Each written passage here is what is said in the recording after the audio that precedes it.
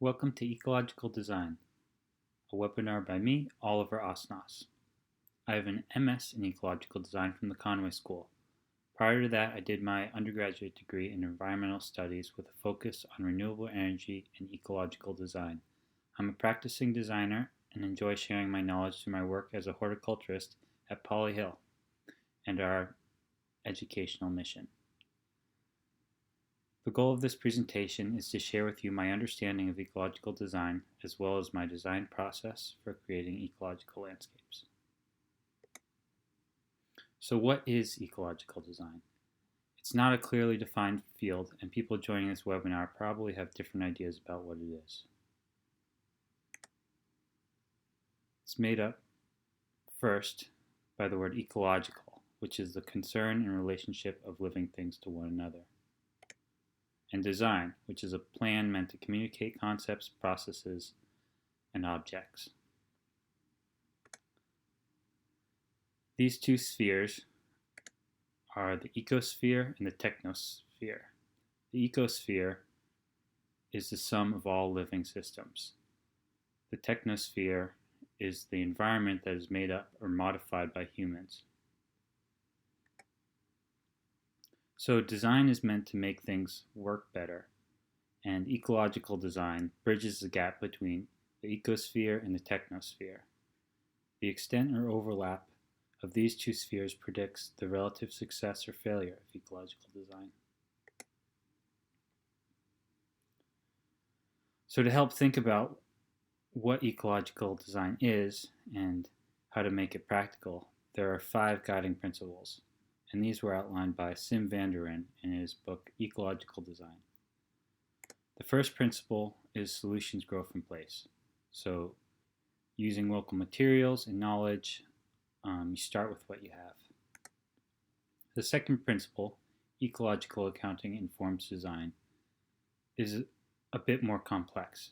It's considering the life cycle of materials, such as the carbon footprint, the ethics of materials, and the end useful life, where it will end up. The third principle, design with nature, working with and incorporating natural processes. And the fourth, everyone is a designer.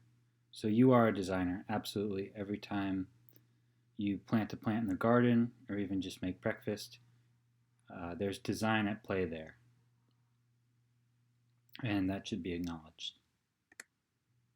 And the fifth and final principle is nature is making nature visible. And this is an opportunity to make nature more present in the design, to not hide it, but to show its beauty, and it's a great educational opportunity.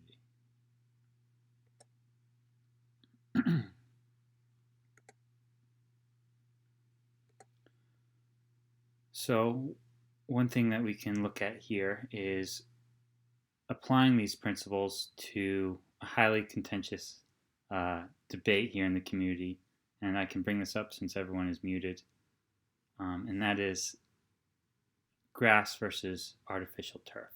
So let's look at this through the lens of these 5 guiding principles, starting with solutions grow from place.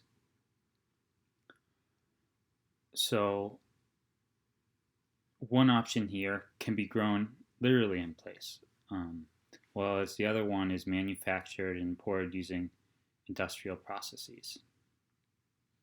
Looking at ecological accounting, grass requires ongoing inputs: water, nutrients, maintenance, mowing, pest management, reseeding, aeration, and a vast dependence of human capital, so, including machines, which realistically would be fossil fuel driven. Turf, on the other hand, may be upcycled from waste material. It's very low ongoing inputs, but has an uncertain end of life and would probably end up in a landfill. Number 3, design with nature. Grass in this case, can work with natural processes. It's a living plant. You can apply organic fertilizer, compost, have an integrated pest management plan. With turf, this is less so. It's not really a part of the living environment. 4, everyone is a designer. So with this process, it's important to include students, coaches, and all stakeholders to be part of the decision-making process. And I think this is happening to some extent. And the 5th principle, make nature visible. So I wonder if there are educational opportunities that we could make nature more visible in the landscape. So, for example, what would a tree look like in this landscape, regardless of turf or grass? And which of these options is more ecologically sound in the end? Could either one of these be considered ecological design?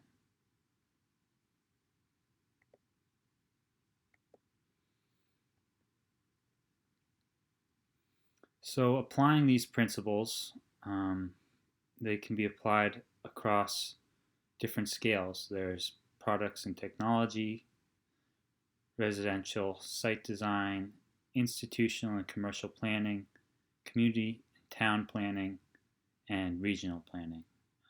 So for the purpose of this presentation, we'll be looking primarily at the residential site design.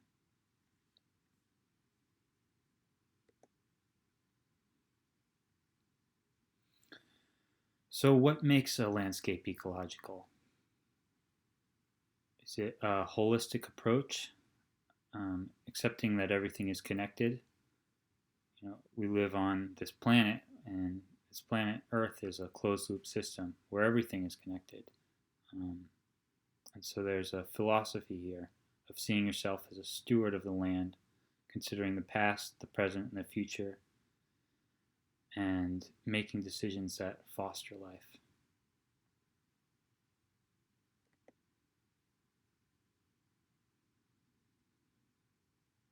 So let's think about what is the purpose of design.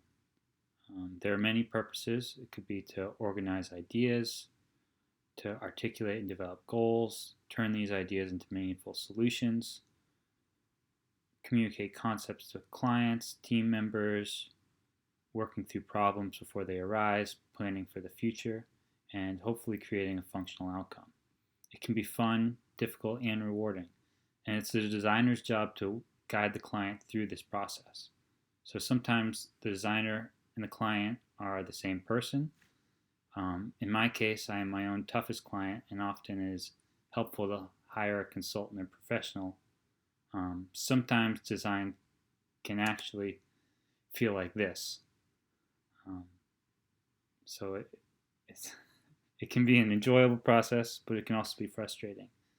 But it's absolutely worth it. And just remember the 6 P's, which are proper planning prevents piss poor performance. That's a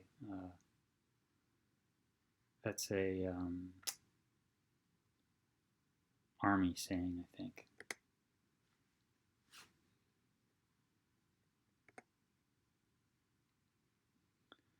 So now we'll start to get into the process of the design and the process that we work through as designers. And it all starts with goals, goal articulation. So if a client asks for a native plant meadow, understanding what that actually means. What is the goal of the meadow? Is it to be beautiful, to have flowers, to offer pollinator habitat, reduce fertilizing and mowing, and having low maintenance? Some of these different goals could be conflicting, and it's important to piece out what the design truly needs to achieve.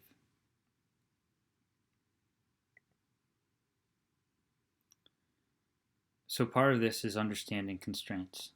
There are budget constraints, certainly, but it's not just financial. There's energy to think about, water, nutrients, time management, limited space, regulations.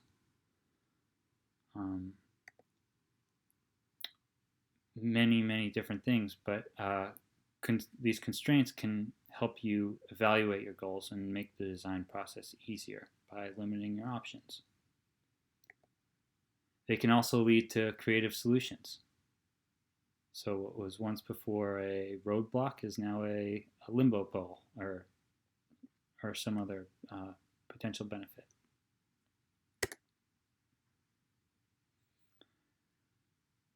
So the next step in the design process is once you've identified your goals and the criteria and some of the constraints, is to document the existing conditions. And you begin documenting the existing conditions by creating a base map. So this base map can include any hard features of a landscape, such as buildings, driveways, trees, garden beds, topography, anything that is a relevant feature towards the goal. And so as we go along throughout this process, we'll always be returning back to the goals and how the design can best serve those. You can use digital resources or even on-the-ground measurements to make this base map, or often a series of geographic information system, or GIS.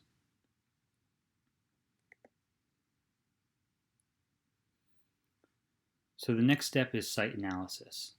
And site analysis is the fundamental step of ecological design.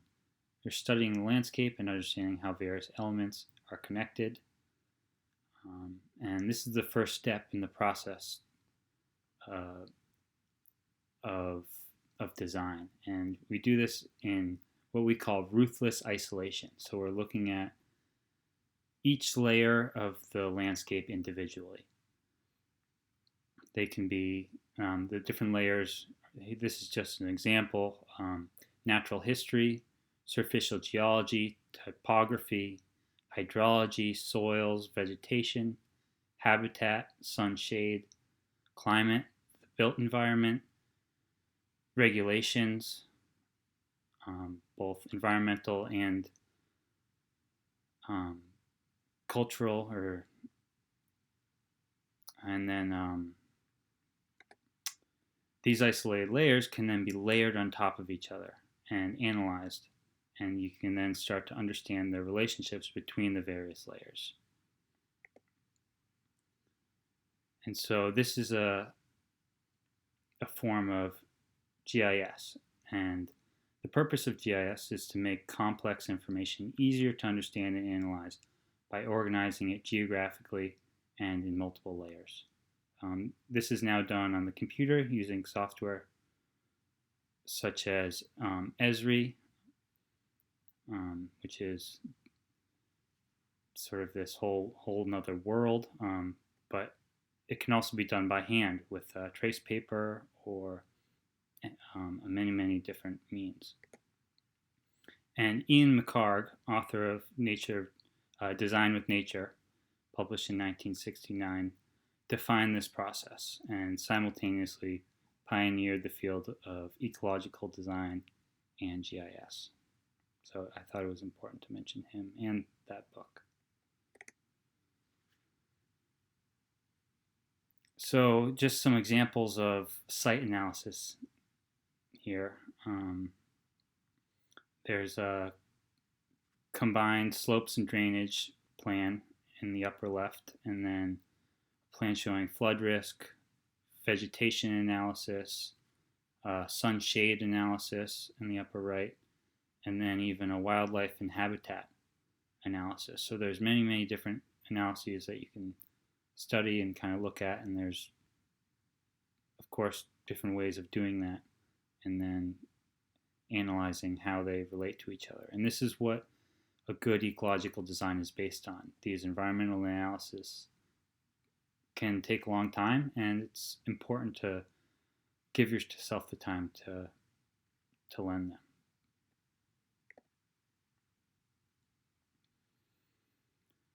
The next step is a summary analysis. So you've done all this work creating and really just studying the landscape. And now you have to understand what is important here. This site analysis consists of environmental, social, and legal constraints. They include views, site analysis, or site access and circulation, environmental and legal setbacks, such as floodplain of the Skagit River and the wildlife corridor. This was a plan we did for the North Cascades Institute, so they had bears and salmon, both of which we saw along the river. And you have to keep thinking back to the goals. So the design directive is to, in this case, was to locate the building within a certain area. And this plan helps simplify our decisions of, I should say this analysis helped simplify our decisions of where we could place the building. So remember this image from earlier? So this is the time to test out all different ideas and work through different problems before they arrive. It costs a lot less to break things on paper. Designs that don't work are just as valuable as ones that do. And you're doing the right thing if your studio looks like this. You can go through a lot of trace paper.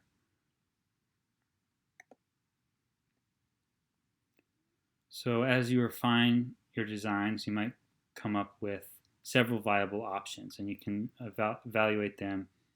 And one way to do that is to have pros and cons to compare them, and then you can contrast how they relate back to the goals. Remember, we're always relating our designs back to the goals.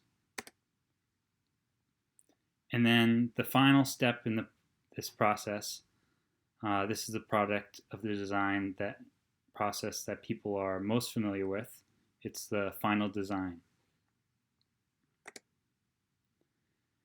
The final design should be fully documented. It can include layout, specifications, a planting plan, a plant palette or planting list, maintenance specs, and anything that needs to be conveyed to decision makers, installers, or the client. So I thought I would wrap up by showing an example of an ecological landscape. This is a dry rocky slope in full sun. It's been thoughtfully laid out with deer-resistant plants that are drought tolerant. And then just so to relate this back to those 5 principles I mentioned. If you recall, the first one is solutions grow from place. So this is a dry, steep slope, and the plants are drought tolerant and deer resistant. This is in West Tisbury, and are well adapted to this difficult site. The second principle, ecological accounting informs design.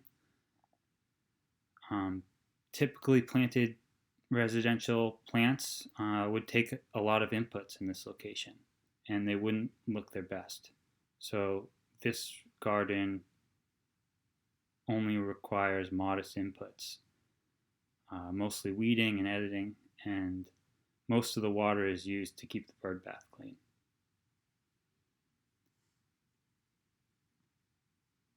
The third ecological principle is design with nature.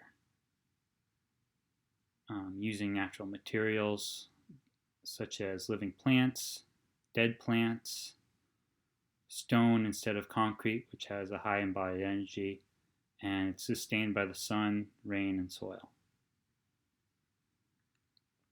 Number 4, everyone is a designer. This is just a residential landscape where me and my wife live, and we are the third stewards of this landscape, and it continues to change form as we do. And lastly, we want to make nature visible. This is the final principle.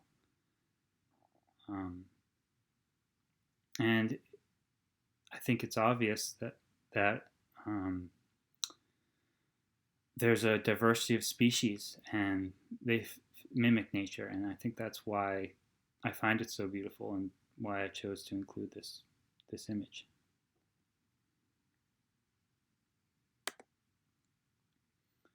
So on the left, there's the view of that same garden from a different direction, and the area in the foreground used to be lawn until we stopped mowing it, and all these daisies and wildflowers, or other weeds in most other garden contexts, made themselves known.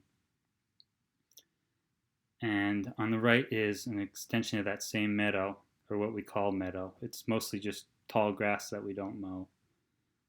And this achieves our goal of having a low maintenance yard.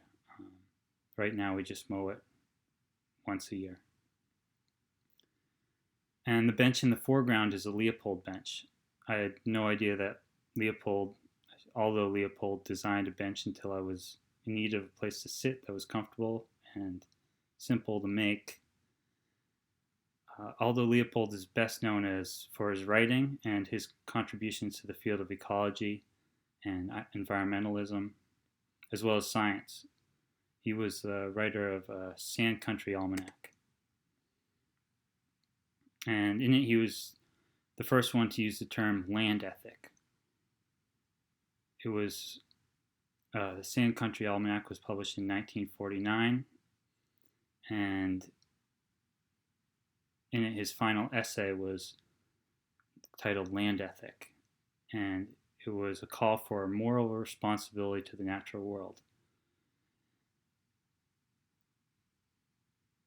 And at its core, the idea of land ethic is simply caring about people, about the land, about strengthening and the relationships between the two. And so I just thought I would end with this final quote from Aldo Leopold.